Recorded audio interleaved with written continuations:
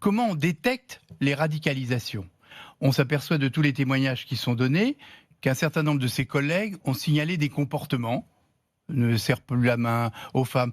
Lors des 2015, 2015. Les attentats de Paris, il dit c'est bien fait. C'est bien fait, dit-il. Vous vous rendez compte ? Alors, il dit cela à 2 de ses collègues, voilà, dont un major de police, je crois. Voilà. Et les collègues n'ont pas voulu signaler cela. Alors il semble que les choses s'arrêtent à un chef de section. Voilà. En tous les cas, ça ne va pas beaucoup plus haut. Et ce n'est qu'une procédure orale. C'est-à-dire qu'il n'y a pas un petit rapport écrit qu'on met dans le dossier. Ce qui, du reste, fera dire au ministre Castaner, il n'y avait rien dans le dossier. Oui. Donc ça, c'est un vrai sujet aussi.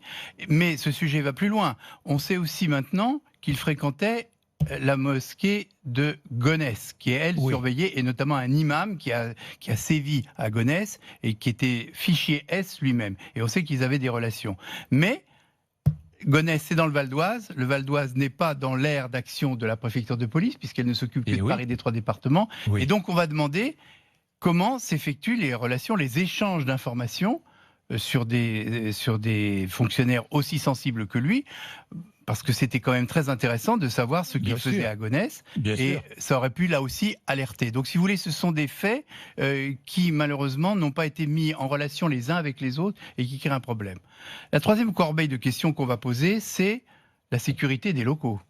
Oui. On est au cœur de la préfecture de police, c'est quasiment du reste un fort, quand on le voit comme ça, c'est un carré avec une cour intérieure. On est à la direction du renseignement de la préfecture de police, c'est-à-dire l'endroit le plus secret du secret.